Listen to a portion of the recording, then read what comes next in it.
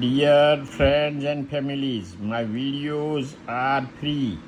Please like and share. Share का मतलब है तुम्हारे मित्र मंडल और सगे संबंधी के पास मेरा वीडियो भेजो जिसमें कोई पैसा नहीं लगेगा. Also press subscribe and bell button. All these are below my video. No money. Free. Laughter is the best medicine. See, here there is uncontrolled laughter. My channel name is Health and Happiness Simple Solution. Disclaimer: my channel has informations only. Please consult your physio or doctor or teacher or an expert. Thank you. Shoulder replacement, कंधे का सांधा बदलना. देखो ये सांधा बदल दिया, ये कंधा है. फिजियो क्विज मिनटों में. नंबर 1 है total shoulder arthroplasty. Arthro means joint and प्लास्टी means उसको रीशेप करने का. तो यहाँ ये बॉल बदला है, रखा है नया, और मेटल यहाँ तक जाती है. ये हाथ का ह्यूमरस बोन है और ये स्कैप्यूला बोन है. तो स्कैप्यूला बोन में ये सॉकेट भी बदला है. तो ये टोटल हो गया. शोल्डर हेमी आर्थ्रोप्लास्टी, तो उसमें खाली ये बॉल बदला है ये मेटल के साथ, मगर सॉकेट नहीं बदला है. रिवर्स टोटल शोल्डर आर्थ्रोप्लास्टी, तो उसमें उल्टा किया है. जो बॉल इधर है उसके बदले बॉल ऑपोजिट साइड और सॉकेट इधर है. क्यों बदलना? ज़्यादा उम्र, सांधा का घसारा, वार तथा असह्य दर्द. देखो ये एकदम घिस गया है बोन, जॉइंट का स्ट्रक्चर, और दर्द भी असह्य है. सांधे के आसपास के अशक्त स्नायु अशक्त हो और तकलीफ देते हो तब सांधा बदलने का. दवाइयाँ तथा थेरापी से तकलीफ़ें न मिटना. जनरली कोई भी ऑपरेशन का नाम आता है तो कोई भी आदमी बोलता है नहीं ऑपरेशन के बिना मिट सके ऐसा कोई रास्ता है, तो दवाइयाँ और थेरापी करवाते. मगर अगर न मिटे तो सर्जरी में क्या करते हैं? तो खराब हाथ के ह्यूमरस हड्डी, ये ह्यूमरस में मैंने आगे बताया, इसको यहाँ से काट के ये मेटल का बॉल और ये यहाँ तक रोड है, ऊपरी बॉल को काट देना और मेटल का बॉल लगाना. फिर स्कैप्यूला ब्लेड बोन के सॉकेट ग्लेनोड कैविटी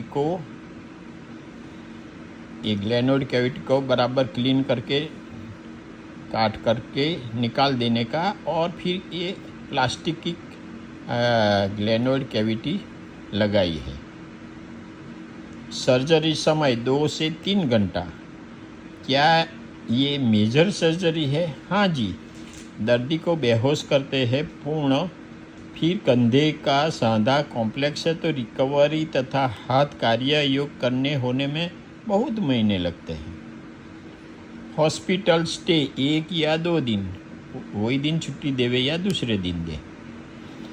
अब अभी ये सर्जरी का कार है, ये यहाँ और ये, तो ये एंटीरियर अप्रोच है.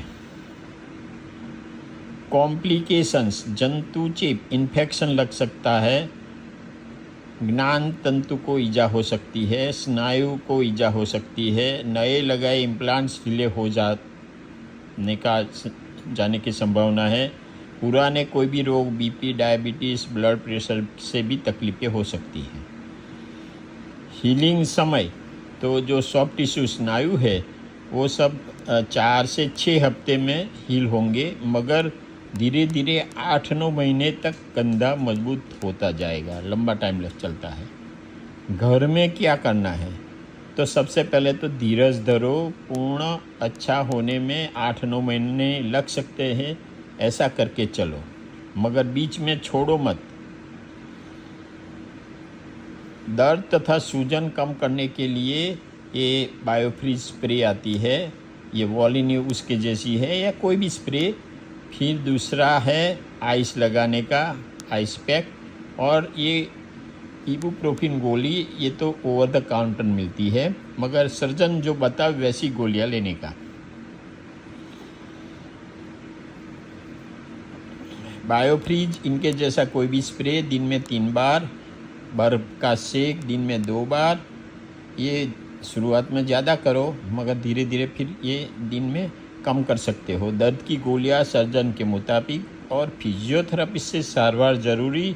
और जब तक पूरा ठीक ना होवे तब तक वो फिजियोथेरेपिस्ट से सारवार चालू रखने का, नहीं तो ऑपरेशन का खर्चा और ऑपरेशन के लिए जो दर्द सहन किया है, समय बिगाड़ा है, वो सब बेकार जाएगा। वो कम स्प्रे और बर्फ़ के सेक से कम दर्द, कम सूजन से खुद कसरतें करने में सरलता रहेगी। फ़ायदे भी अच्छे हैं। होम स्व फिजियोथेरेपी बहुत ज़रूरी। होम तो खुद घर में होमवर्क करने जैसा है। हाथ का हलन चलन करने वाले स्नायु, जिससे दर्दी को काम करवाना है बाद में ऑपरेशन के बाद, तो ये है डेल्टोइड मसल, मोस्ट इम्पोर्टेंट। ये आगे वाला डेल्टोइड है, वो हाथ को आगे करता है। पीछे वाला ब्लू डेल्टोइड है, हाथ को पीछे करता है। और ग्रीन वाला जो डेल्टोइड का भाग है, मिडल, वो हाथ को बाजू में ऊंचा करता है। यहाँ भी ये स्नायु है सब। यहाँ भी ये स्नायु हाथ को ऊपर करते हैं, तो ये डेल्टोइड है। और ये सब मसल यहाँ जो बताएं, पेक्टोरियल्स वगैरह मसल, वो हाथ को ऐसे नीचे अंदर करता है। फिर हाथ को गोल गोल घुमाने वाले रोटेटर कफ बोलते हैं। तो सब स्केपुलारिस है, सब सुप्रास्पाइनेटस है, इंफ्रास्पाइनेटस और टेरेस मेजर, ये जो कलर के हिसाब से ये चित्र में दर्शाए।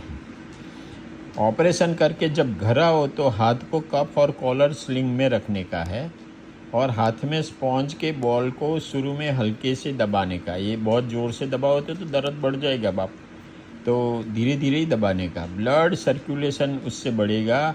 और कंधे के स्नायु जो है, यहाँ जो कंधे के स्नायु, मूवमेंट नहीं होगी मगर उसका कॉन्ट्रैक्शन होगा। स्नायु कड़क होंगे, ढीले होंगे ये स्पॉन्ज की वजह से, तो उसको हम बोलते हैं आइसोमेट्रिक काम होगा। मूवमेंट नहीं है मगर मसल का काम होगा। तकलीफ न हो तो 1-2 दिन बाद हाथ को स्लिंग सहित दूसरे हाथ के सहारे हल्के से ऊपर नीचे करो। ऐसा ऊपर नीचे हल्का सा करो। सर्जन की सलाह मुजब 1 हफ्ते बाद बीच बीच में स्लिंग निकाल कर कसरतें धीरे धीरे करना, और फिर स्लिंग पहन लेने का। जोर या झटका न लगाने का। देखो, इसको हम कॉर्डमैन पेंडुलम एक्सरसाइज करते हैं, तो जो घड़ियाल का लोलक होता है ना, ऐसे हाथ को ऐसा हिलाने का, आगे पीछे। फिर ये साइड टू साइड, ये भी लोलक जैसा हो गया। और ये इसको रोटेशन बोलते हैं, गोल गोल घुमाने का। ये हाथ को ऐसा ऐसा गोल गोल जैसे जलेबी बनाते हो। फिर धीरे धीरे दर्द सहन होवे, समय जावे, आपको कॉन्फिडेंस आवे, तब दोनों हाथ पकड़कर धीरे धीरे ऊपर लेते जाओ। ऐसे दूसरे हाथ से उसको धीरे धीरे ऊपर, थोड़ा दर्द सहन करने का, ज़्यादा हो तो बंद कर देने का। तो ऐसे पूर्ण ऊपर लेते जाने की कोशिश करने का। वॉल क्राउलिंग बोलते हैं। तो यहाँ से आप अंगुलियाँ से ये दीवार पर एज इफ चढ़ रहे हो, ऐसा साइड में ऊपर लेने का, जितना हो इतना। और यहाँ भी धीरे से साइड में वॉल पर अंगुलियाँ से चढ़ने का, ऊपर जाने का। एक ध्यान रखने का कि ये अंगुलियाँ से धीरे धीरे नीचे आओ, अदरवाइज एकदम नीचे लाओगे तो दर्द यहाँ होगा। दिनचर्या की क्रियाएं क्या क्या करना, तो रिक्लाइनिंग सोना है। तो रिक्लाइनिंग मीन्स ऐसा सिर और कंधा ऊंचा रहना चाहिए, पिलो लगा के। यहाँ भी 1 या 2 पिलो लगा के ये कंधे को ऊंचा रखने का, और देखने का कि ये बाजू टर्न होके यहाँ दर्द होगा, प्रेशर होगा, तो ऐसा नहीं होना चाहिए। कपड़े पहनना, पायजामा पैंट में प्लास्टिक इलास्टिक लगाने का। तो ये इलास्टिक लगाया तो जल्दी से सिलाई से पहन सकोगे। फिर पुरुष और स्त्री ये ऐसे लूज कपड़े रखो और आगे बटन रखने का। फिर पहनते वक्त प्रथम सर्जरी वाले हाथ को बाएं में लेने का। ये यहाँ पहले सर्जरी वाले हाथ में बाएं डाली और फिर पूरा शरीर में इसको लपेटा। निकालते हो कि पूरा निकाल के फिर लास्ट में यहाँ सर्जरी वाली हाथ से स्लीव को निकालने का।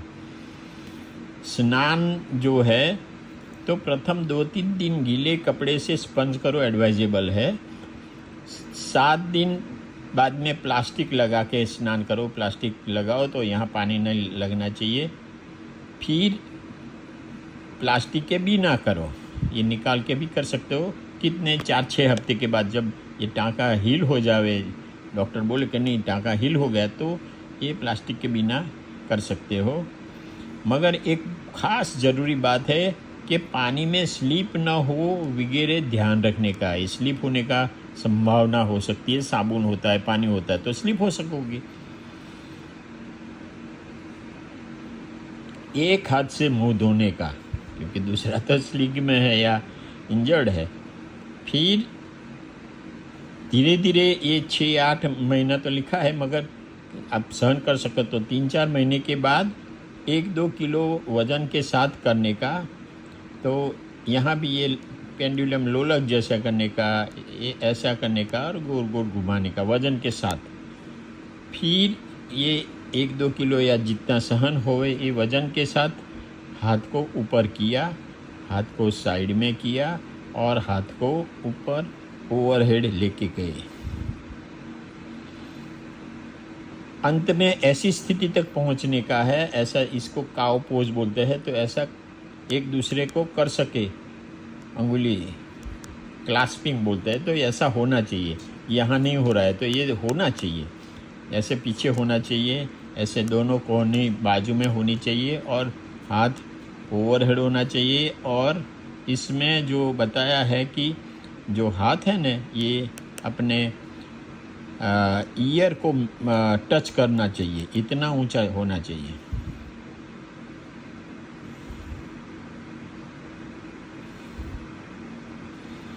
सर्जन की सलाह मुजब ये कार चलाना 8 से 12 हफ्ते के बाद आपको कंफर्टेबल लगे तब चलाने का शुरू करने का, और स्कूटर चलाना तो 4-6 महीने